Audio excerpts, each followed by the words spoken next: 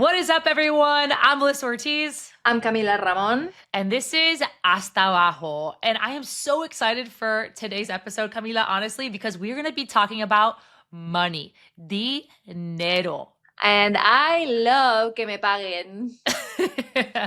Y I love to spend. Y hacer compras. And that's not a good thing to love. I know. My husband's already been telling me I'm ordering too much stuff on Amazon, but that's for another day.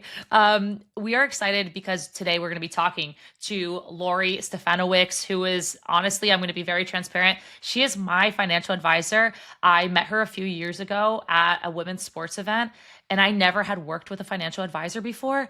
And as soon as I started working with her, it honestly... Game changer. Game changer. Such a big game changer. It opened my eyes and it showed me the importance of investing. Not only just that, of like using your money right, budgeting, all the things from A to Z that, yes, we've been doing as responsible girlies, but at the same time, maybe not in the best way to, I don't know, get the most out of what you're making. So I'm super excited. I'm so excited to dive into this conversation, girl. You know I need it. But first off, it's cafecito time. What are you drinking?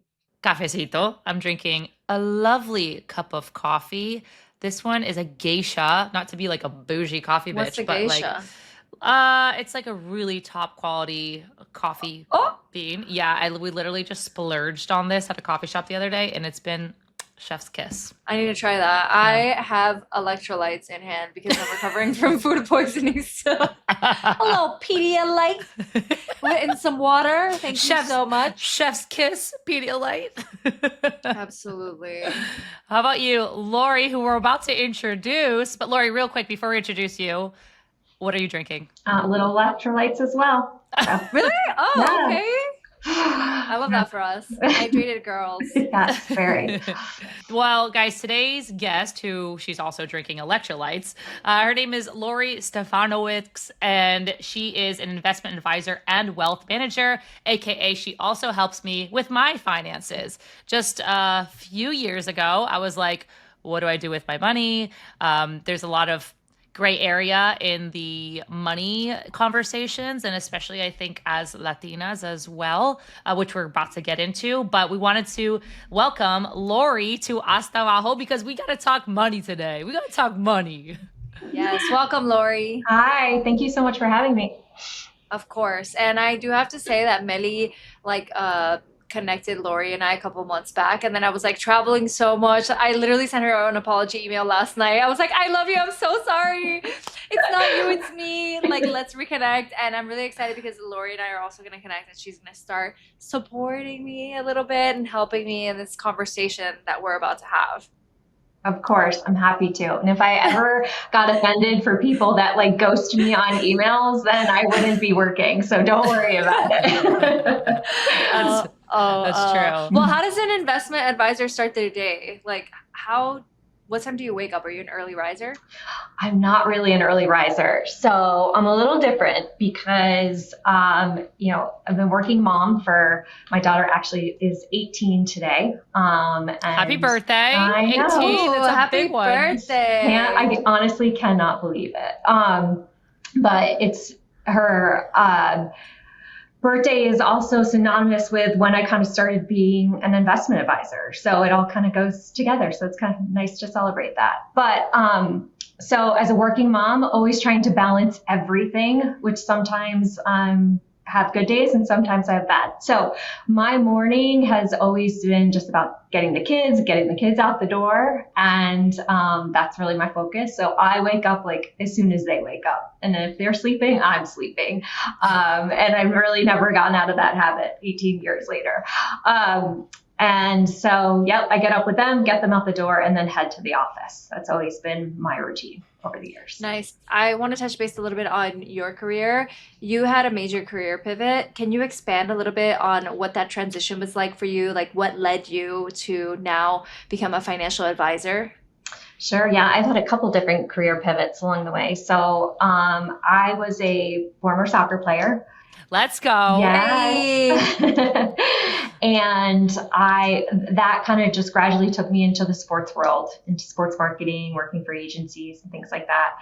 I always thought when I was leaving college that I was going to go into finance, but I didn't, because I got sidetracked. But then I started right before I had my first daughter. I was like, had this desire and met my former partner to kind of get into the financial world. And so that was about 18 plus years ago. And then I was with that firm for a really long time.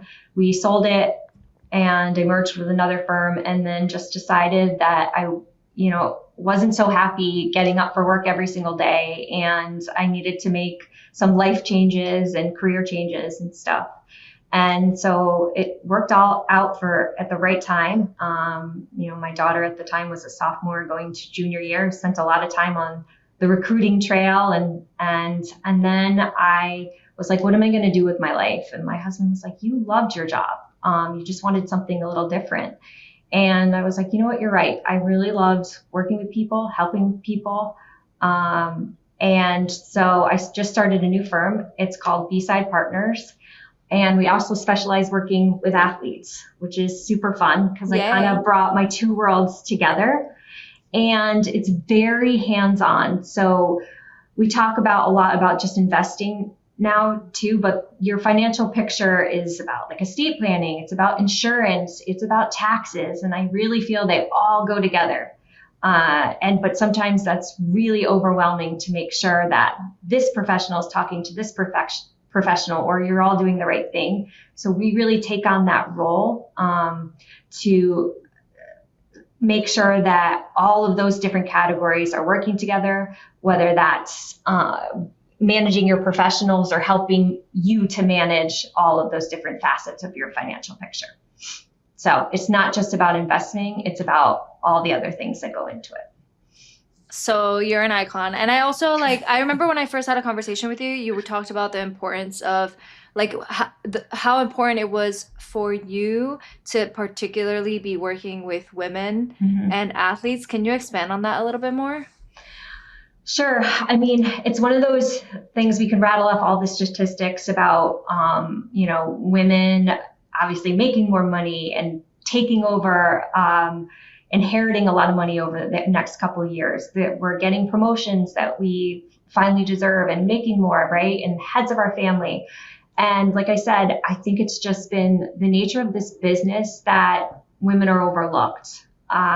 You sit down, if you're sitting with a couple, it's like everyone always directs all of the questions and everything to the man. Not always, but generally. There's less women in this field. There's less financial advisors out there. So now it's just, I feel that there's a real opportunity to help educate women, to empower women, to kind of take control of their finances, be the leaders that they are, be role models for their families, for their children. And I think it just really stems from the education part. It's not the knowledge, because like I said, women know more than they want to admit, or they have the confidence to admit. So it's just bringing that out of them. And I love being a partner in that. And I think it's also, as an athlete, as a former athlete and working with athletes, we all get the concept of creating goals, right? And what to do to achieve them. So it's very you can bring it back to that world and that feeling of setting some goals and what are you going to do to achieve them? And it's really empowering. You're an icon for that. First off, thank you so much. And I do have to second that, because I think when I first got on the phone with you, I was like, I know nothing. Talk to me like a baby. Yeah. And then she was like, oh, well, are you doing this? And I was like, I think so, yeah. She's like, do you know about this? And I'm like, yeah. She's like, do you know about that? And I'm like, yeah. And I'm like, well, I guess I know more than I think I know. And also I like to, I don't know why I do this, but whenever we talk about finances or whatever, I like to talk myself down. Maybe it's just because I'm scared that people might think that I know too much, or that I know something, and then they ask me a question and I don't know the answer, and then I embarrass myself. Right. But I'm gonna get over that this year. Well, it is, and I'd be lying to say that I think sometimes people sit down and use a whole bunch of big words just to make us feel like we don't know what we're talking about. So do our part, educate yourself as much as you can. There's books, like we talked about. There's books, there's podcasts, there's resources on the internet. Find out just the very basics. Have an understanding of what are types of investments, what are investment accounts, 101. And then again, empower yourself, have those conversations with your friends, with your peers. And the more you talk about it, the more comfortable you'll get. So. Love. If you guys are listening, today Laurie's gonna teach us how to get our money right, or at least give us some advice on what it is that we need to focus on in our finances. And I'm gonna be listening with my ears perked, nice and open, because I need to listen and take action in my life. However, I did start maxing out my 401k, Laurie. Nice. That's awesome. Congratulations. Thank you so much. And I Look do at have us. a high yield savings account. Great. Thank you so much. Look at her. All right, Laurie, so let's dive right into it. We want to know, like, what are the steps that we need to have in mind, or what are the things that we need to be focusing on to set ourselves up for financial freedom in the future and set ourselves up for the rest of our lives so we're not struggling later on? Sure. So I don't have like a top 10 list or a, top 5 list for that matter, but here's a couple tips I want to say. First, only worry about yourself. Like, you cannot compare yourself to anybody else. So when you talk about like goals or aspirations or things like that, just always think in mind of yourself and what you want, not about what your friends or your family or anything. It's very, like when you talk about finances, it is very specific to your needs. So that's first and foremost. And then 2, it's just getting organized. I think that is, what we tend to do is make this more complex than it needs to be. So just like getting organized is very key. And then the third thing, this is 4 things that I tell everybody that they should know. And it's these 4 things. What do you own? What do you earn? What do you owe? And what do you spend? And if you can have a handle of that. Way too much on Instagram ads. Yeah. That's what I'd be spending on. Or TikTok. The other TikTok shop. Oh. The other day I went to Camila's house. She's like, wait, I got to get my packages. She picks us her package. She's like, yep, I got this off a TikTok ad. I got this package off a TikTok ad. Yes, it is very enticing. The ones that get me are like, they're like families that like need help, and then they're like selling, air freshener. So I'm like, yeah, of course I'm going to buy that. I don't know if they're telling the truth, but I always buy it anyway. All right, limit how many air fresheners you have. She's a good human being. My husband's like, another air freshener? I'm like, oh my God. But I'll say those things again, okay? Because it's really important. People write them down. Drill them into our brain. Yeah. Get your little pencils out. Mm-hmm. Get your pencils, your pens, your phone notes. Okay, you ready? Okay, yeah. Now. Okay. 4 things. What you own, what you earn, what you owe, and what you spend. And I'll tell you this, everybody at the spend part just is like, all right, thank you very much. We'll never talk again. So it's the hardest thing for people to, that 4th category is what you spend.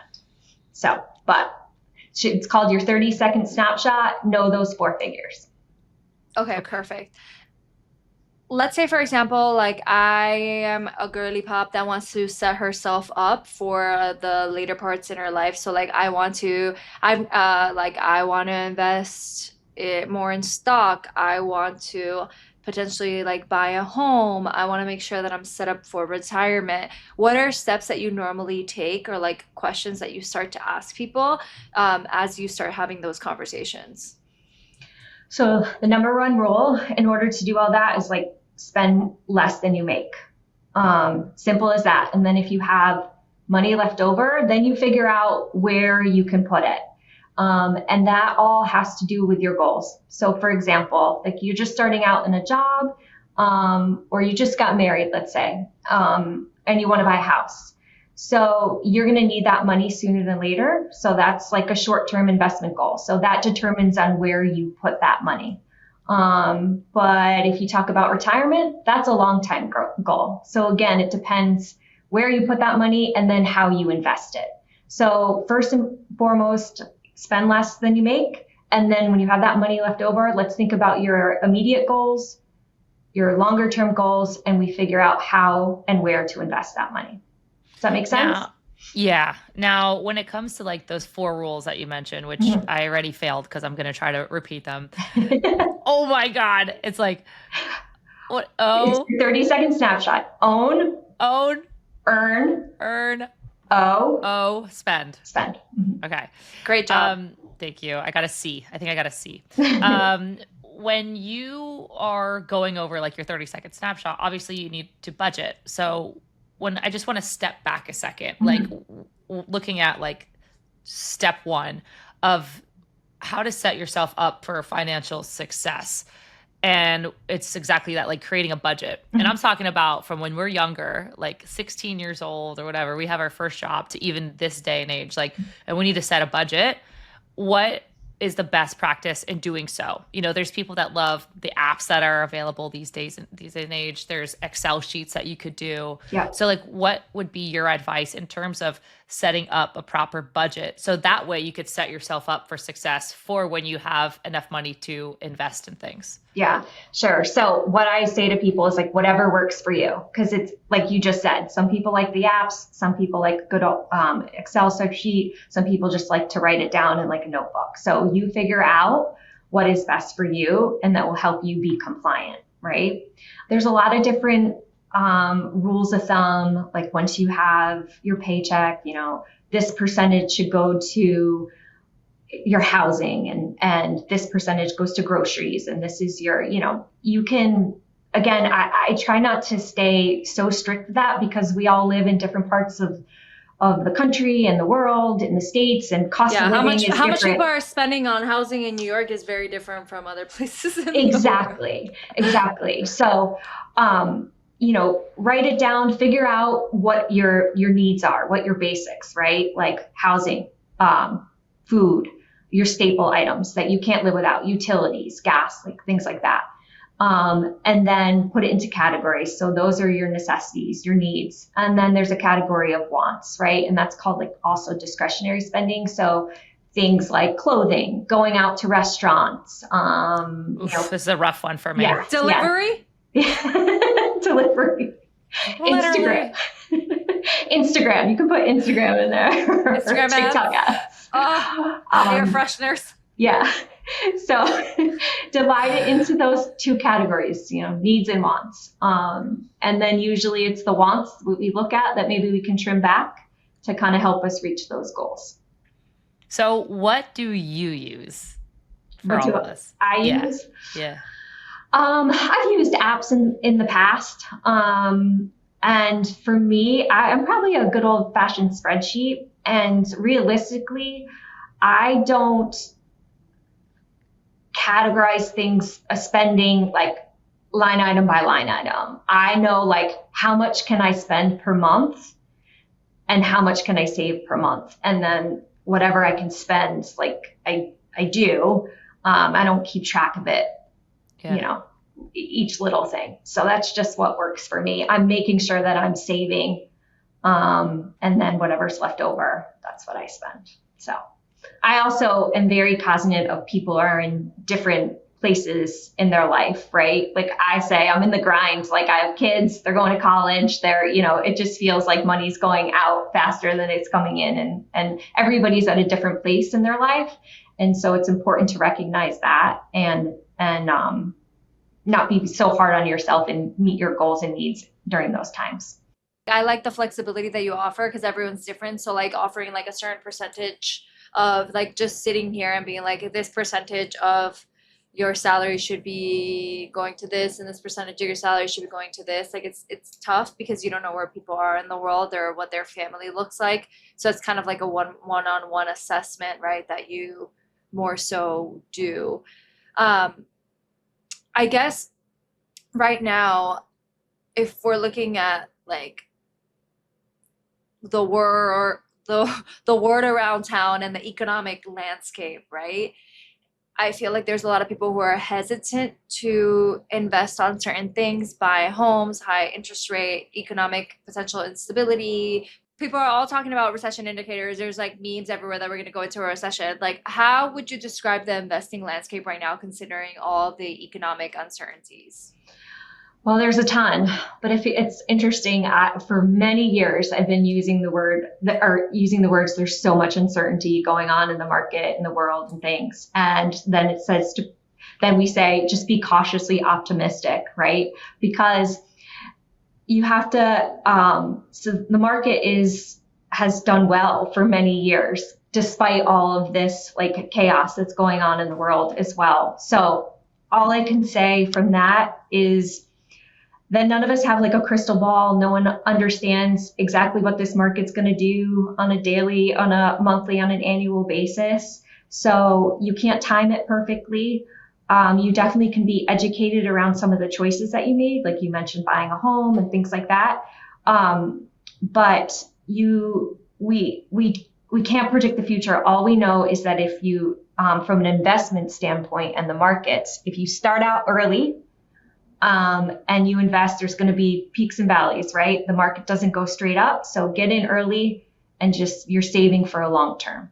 Now, it goes back to, though, if you want to buy a house, like don't put that money in the stock market right now, right? Maybe you keep that in, like you mentioned, high yield savings account or something. You keep it in short term so you know the money's there and you take on like less risk. And, so that's why you have to understand what you're kind of investing in.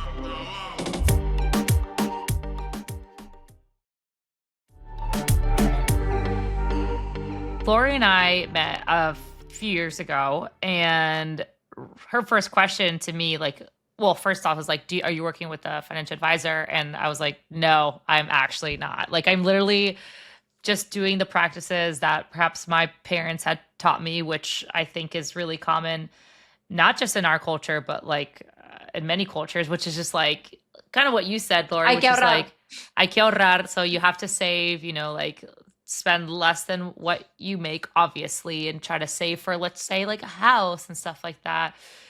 And so then we get in a call and I'm like, okay, I don't know what to expect. And guys, like, it's almost like I'm being super vulnerable right now because it's, I don't know, in my opinion, sometimes maybe you feel like embarrassment because I was already like 33, 34 at the time, never had worked with a financial advisor. Not that you have to, but at the same time, like I never had that type of guidance when I've already been in the workforce for, I don't know, like 10 years or less, because I was playing soccer, right? Mm-hmm. Making nothing.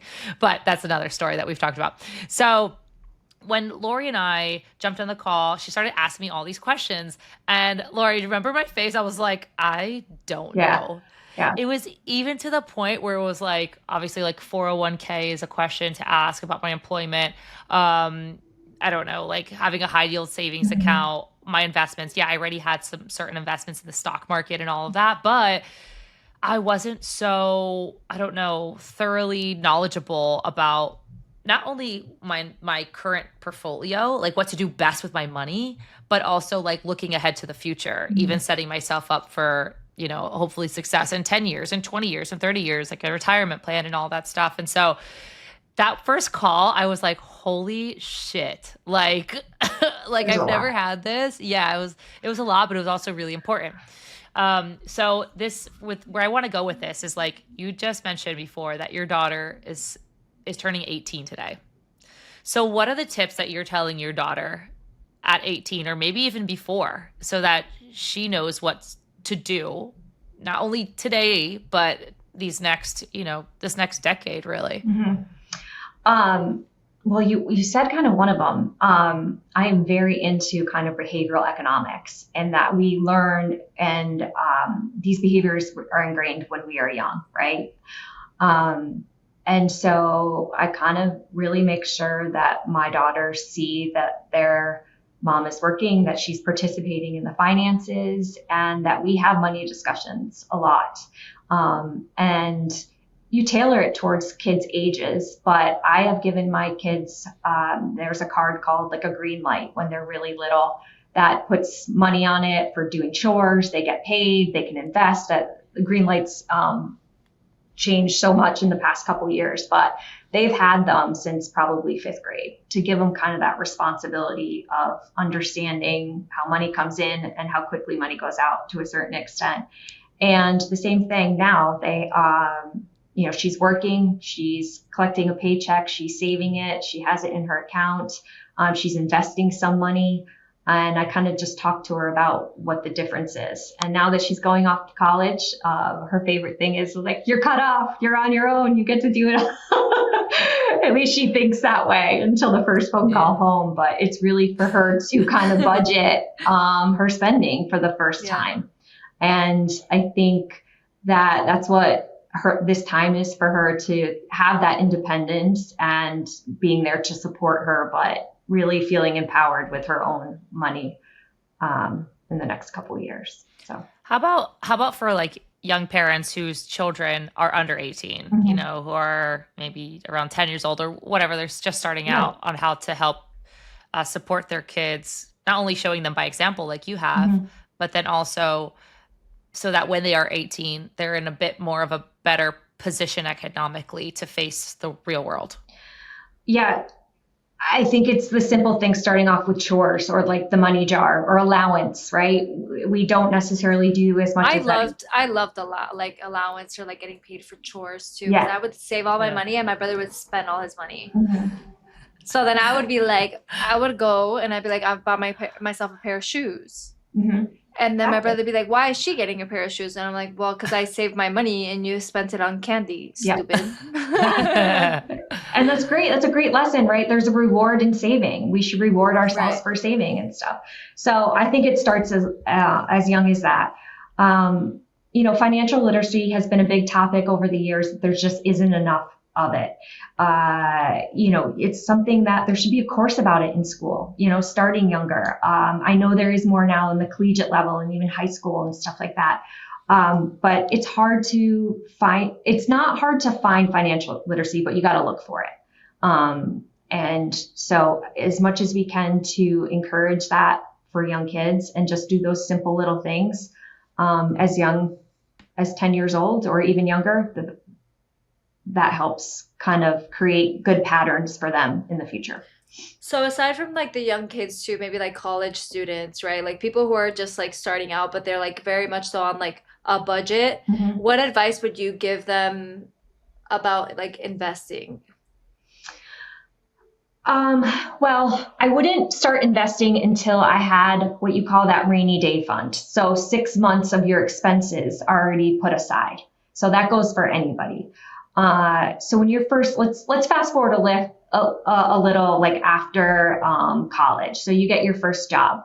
Your first goal should be starting to save money for that 6 months of expenses, your rainy day fund, right? Okay. You don't want to be living paycheck to paycheck. And then once you have that, then you can talk about investing. And if you're starting out, the first thing you should be looking at is if your job offers a retirement plan, also known as a 401k. And if they are, max it out. Max it out. Yep. Because in most cases, employers, they match. Yes. So at the very minimum, you want to put in what they match. But if you can, max it out. That is huge. Perfect. That's something that I learned because of Laurie, like literally last year. I always kind of knew it. And I was like, I feel like I'm maxing it out. Maybe I'm not. And then Laurie's like, you should ask. And I was like, okay. So then I did ask. And they were like, no, you're missing some. So then I was like, okay, great. Like, let me like, and I didn't know that you could also put like very specific amounts, like very specific amounts towards your 401k. Like you can go in and like edit it yourself. So like you don't really need too much hand holding. I have a question for you. So for people that are investing or saving, right? Like how do you get over the fear of not seeing that money like in your paycheck or in your account or away from you in that way? Literally just had this conversation with Laurie last week, right, Laurie? I was like freaking out. Yeah. So that's when, okay. So I recommend having 30 minutes a week or a month at the very, very least for you to kind of do an inventory of all of your assets, right? So it goes back to knowing what you own, sorry. And so there's many apps and different systems that can put everything in one place for you, but don't think of it like that because it's not in your pocket that you don't own it, right? You just have to know where it is and what it's doing and how it's invested and things like that. So create yourself that inventory sheet of your money, and feel good about it, that it's part of your whole financial picture. So that when you're like, oh my God, I'm broke. And then you're like, oh no, wait, I got a house. Yes, exactly. Yes, these are all of my assets. So there's definitely some great sites that can allow you to upload like your checking, your savings, your 401k. And so you can see what is your total amount of money you own. Most people are the opposite, and they say the only way I can save is if you take it away from me before it hits my checking account or something. So again, it all depends on what works for you, but just know that maybe you're not having that immediate satisfaction, but you're having long-term satisfaction for sure. Got it. And then when it comes to like first-time investors, what are some common pitfalls? Common pitfalls would be maybe, and it's exciting when you first have that money to start investing and you randomly go out and pick some stocks and you have no idea what they are or what you own or anything like that. Or, there's a big word out there, meme stocks. So things that are popular. Now, don't get me wrong. There's many times that people are like, oh, I bought X, Y, and Z just because it was my favorite brand or, my favorite company or something, and it works out for you. But I say the first thing is keep it simple. Don't get too crazy. Like buy a nice, what you call like ETF or a mutual fund of the S&P 500 or the NASDAQ or something, and just put it in there and let it ride. Don't be nervous about, again, the market doesn't go straight up. It has ups and downs throughout the year. Even this year, the market was down over like 20% in like 30 days, right? And some people started freaking out and like pulling their money out or something. Especially if you're young, just keep it in there, ride it out. So don't get emotional about it. Remove your emotions. Yeah, it's a huge thing. From your money. Mm-hmm. I feel like that's also very hard for Latinos or immigrants like us, like our family. It is more emotional because it has a lot to do with our day life and also, quite frankly, our survival. So I think it is a little bit more personal for people in communities like ours when you're trying to make these decisions and you're like, oh my God, this is a huge investment that I'm about to make, or like I'm about to put all of this money here, where like my parents never even potentially had any kind of money close to that, or anybody in my family. And like now I'm faced with these like huge decisions and I don't really have the resources available in my family to have conversations or educated conversations with people where they can provide advice, mm-hmm. right? So let's talk a little bit about online advice. Number one, I guess I want to ask like if there's any advice on how to spot red flags when it comes to bad investing advice on social media. We'll start there. I don't know. I just find besides investing advice in social media now, you sometimes don't know what's, right or wrong or truth or not truth.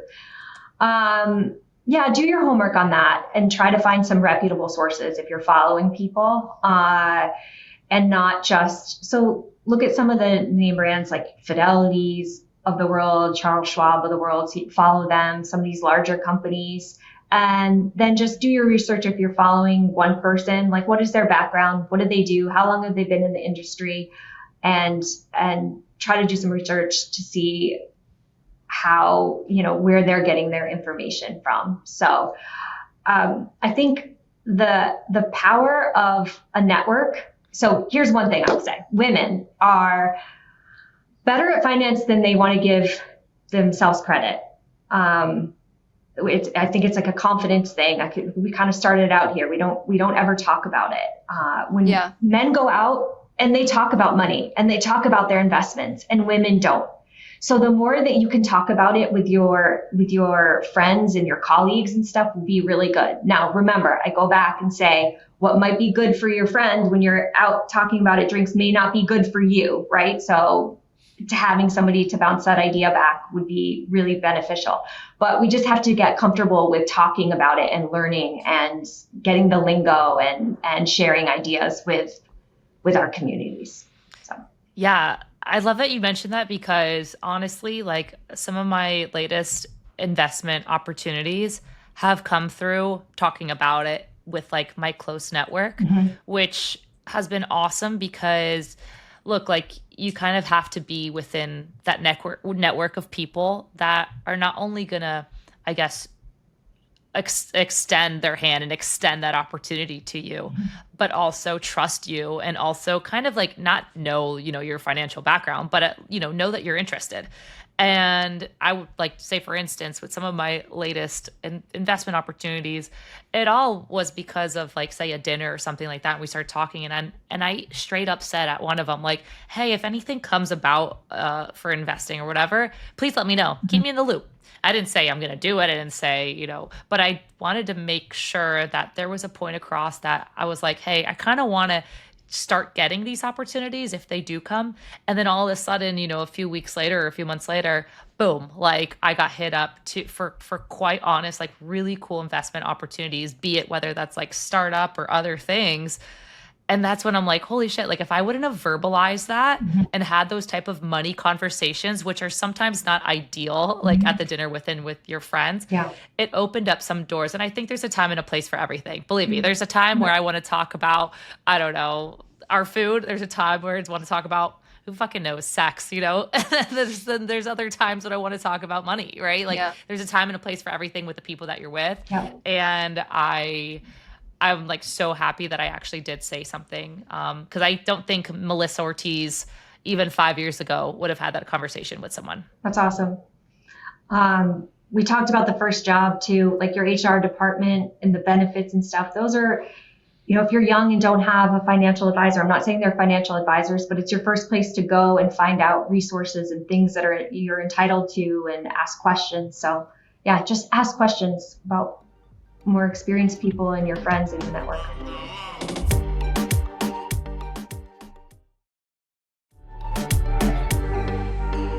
When it comes to starting, like you don't need to start off with a lot of money, right?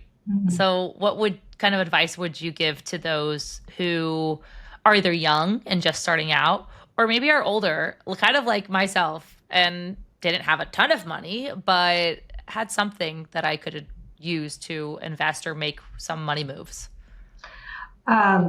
Establish your accounts again. So you're going to have your traditional at your bank account, your checking or your savings. So your checking is your daily ins and outs, right? Then your savings is that rainy day fund. Then when you go off that, your next move would be, again, your 401k, if you have a retirement plan that you can invest in. And then 2, be opening up like a brokerage account. And that you can do at, like I said it many times, you're like a Fidelity, a Schwab, a different custodians out there. And even if you put in, I'm sure there's a minimum to start. I don't know exactly what it is, but say it's $100. Put in that $100. There's nothing more than seeing your money work for you instead of you constantly having to work for your money, right? There's a very big difference, and there's a reward in that too. So start out with the smallest amount, and then once you see that money like grow, it's like, oh, it's $101, $102 now. Then you start putting more and more money in, right? And then obviously that's how I honestly felt when. Sorry to interrupt, but that's how I honestly felt when I opened up my high yield savings account for the first time. I was like, what? That's crazy. Yeah. So then I put everything in there. I was like, it's all in there now. So that's interesting that you said that, because that for the first time for many years, like everyone talks about interest rates right now, right? That interest rates are high, it's hard, mortgages are high. But one of the benefits is that, for many, many years, interest rates were high yield savings accounts or money markets were paying like nothing, zero.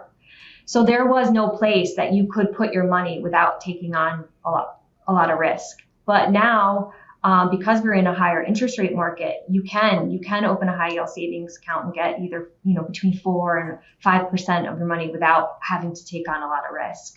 And it's like you said, a very satisfying thing. Highly recommend. When it comes to, let's just say, you're investing, you have high yield money options or savings options, sorry.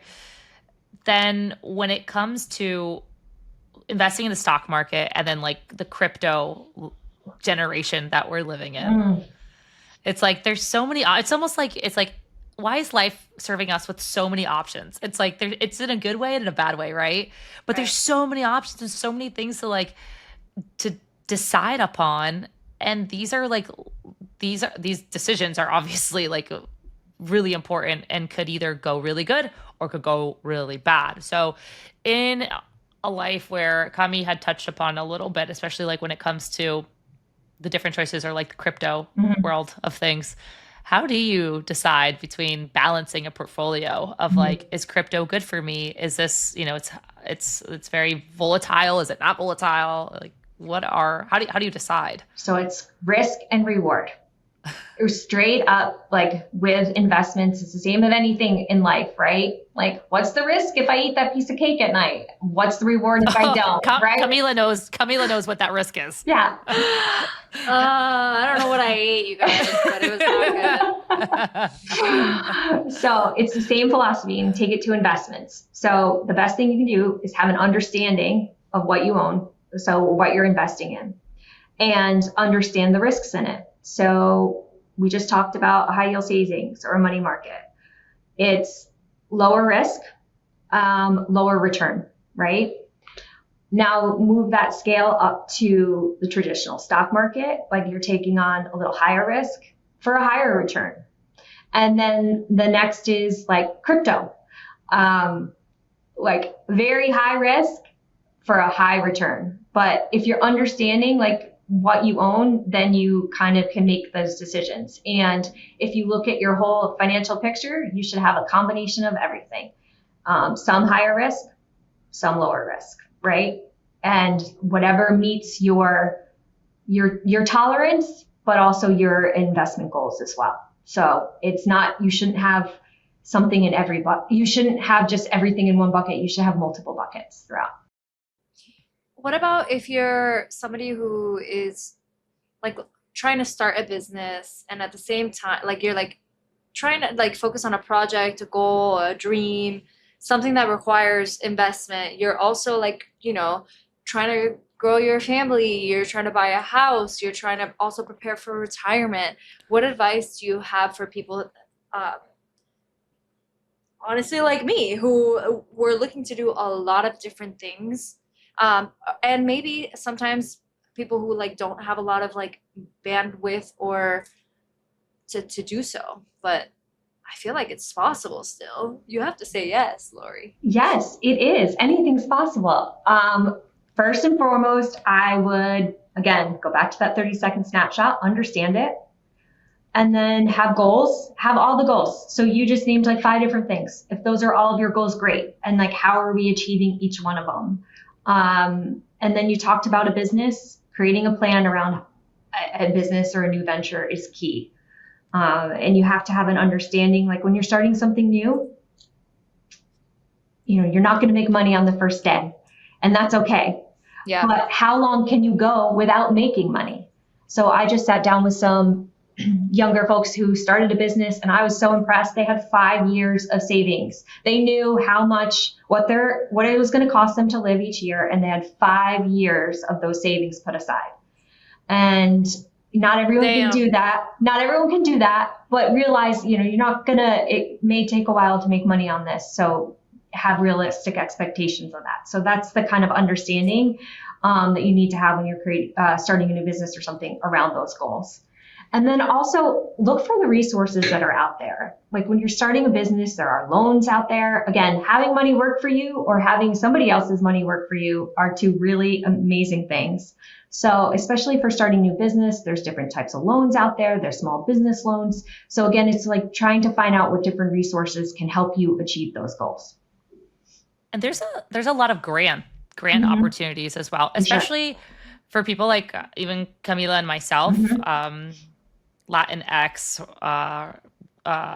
owned businesses. Like I've won 2 small grants over the course of the last 2 years for our coffee business, and it all just came because of applying for it, like taking out the time to apply, and thankful to my team that also my co-founders who also, we work in cohesion in that sense. Like I'll see it, okay, cool. They'll do the essay, for instance, and then I'll do the video. And then, if you do have a team, it helps. But if you don't, like, it just takes a little bit of like what we all have, guts, right, to do it. Obviously, ganas, exactly. And it's so interesting because like Latinas are the fastest growing group of entrepreneurs in the USA, which like that's massive. Yeah. Over 1.5 million Latina owned businesses that are generating $65 billion. 65 billion. Wow. Go In revenue. off, Latina, mommy. Please. Literally. It's so incredible. And that all goes to show also the fact of everything that you two just mentioned, which is like balancing life as it comes to you at 100 miles per hour. It's like you're starting a business or owning a business. Then say, for instance, you have a family.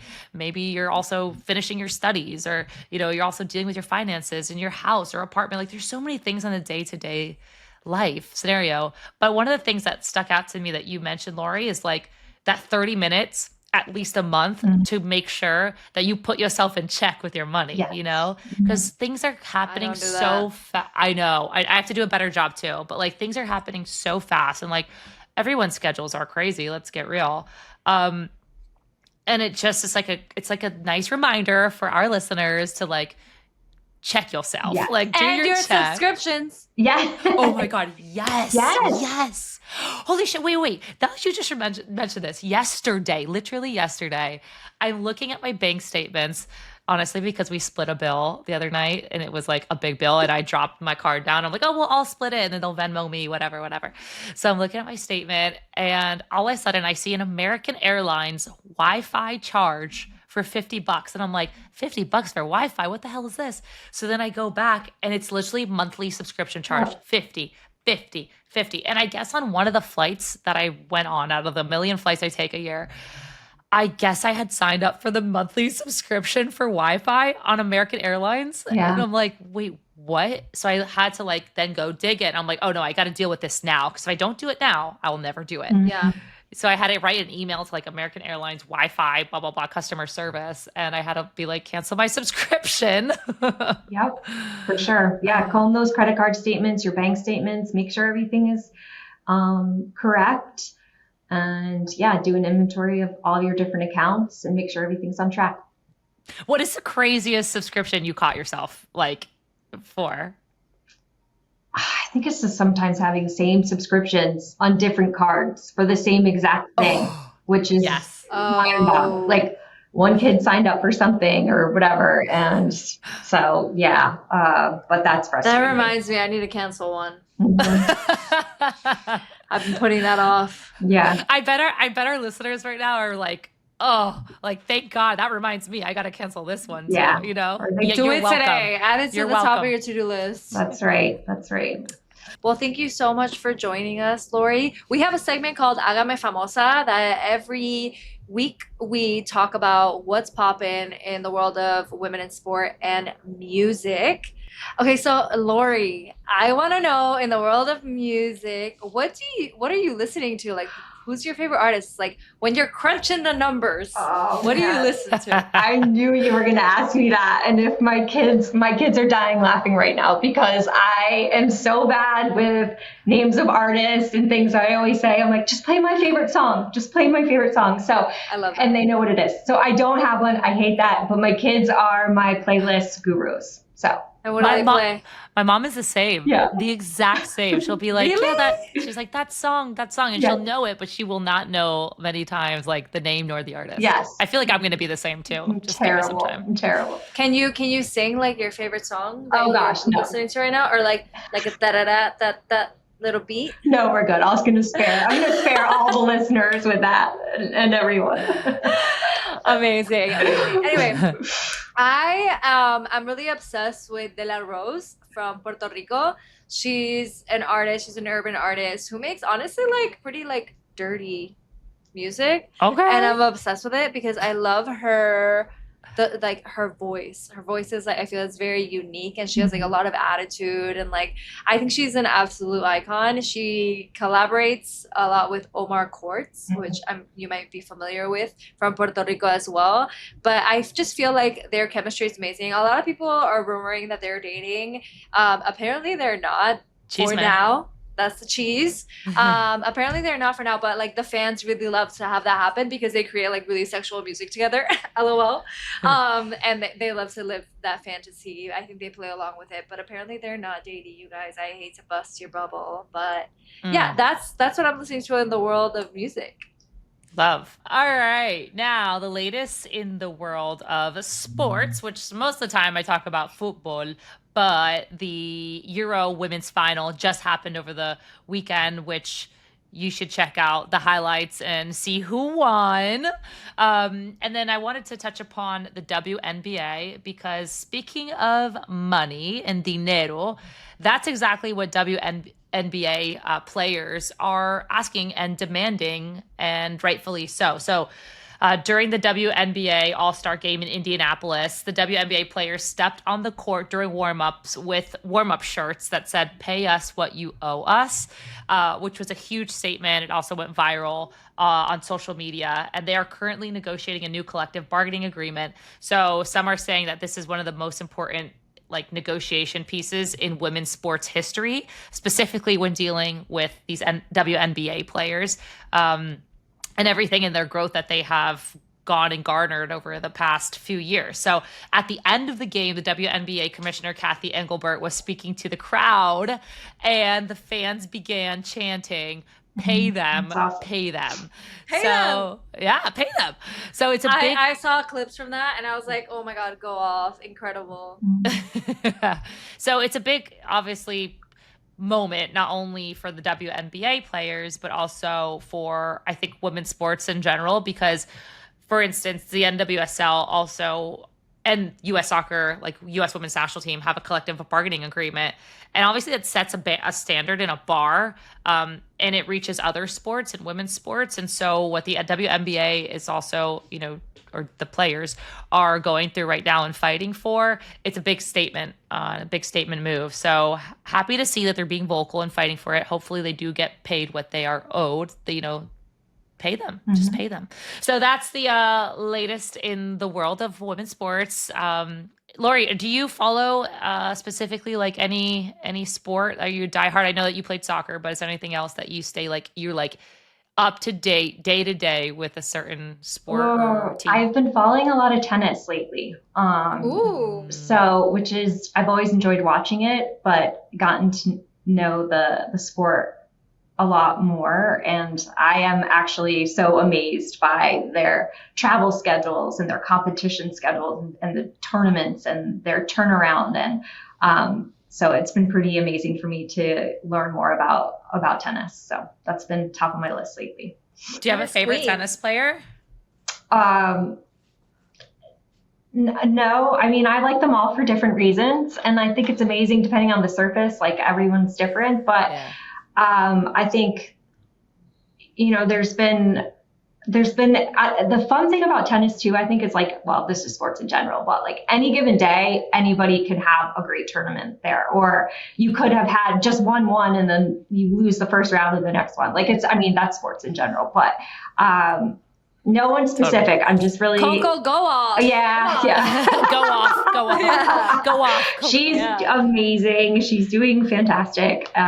So yeah, I just think there's a lot of different players that are, it's fun. I've been watching like new ones who just graduated from college. Super fun to see them just start out, and then ones who've been around the game for many years. So it's exciting. Well, thank you so much for joining us, Laurie. We hope that this episode of Hasta Abajo is so valuable for you guys. Meli and I really wanted to kind of create this space. If you guys have any additional questions, feel free to reach out to us with them. We can forward them to Laurie, see if we can get back to you in another Q&A moment. And if you guys also need any support, Laurie, where can people find you? You can find us at bside-partners.com. And maybe you can post, my email, or like you said, send questions in, and I'm happy to get answers to as many. What's your email? It's lstefanowicz at bside-partners.com. And I know you're going to have to put that someplace because it's a mouthful. So. Yeah. Absolutely. Good luck well, spelling thank you so that much one. for being here with us. Thank you guys so much for having me. Thank you, Laurie. And remember to subscribe to our podcast so you don't miss any of our future new episodes. And we'll see you all next week. That's it for here on Hasta Abajo. Bye. Bye. Hasta Abajo is an iHeart women's sports production in partnership with Deep Blue Sports and Entertainment. For more podcasts, listen to the iHeart Radio app, Apple Podcasts, or wherever you listen to your favorite shows.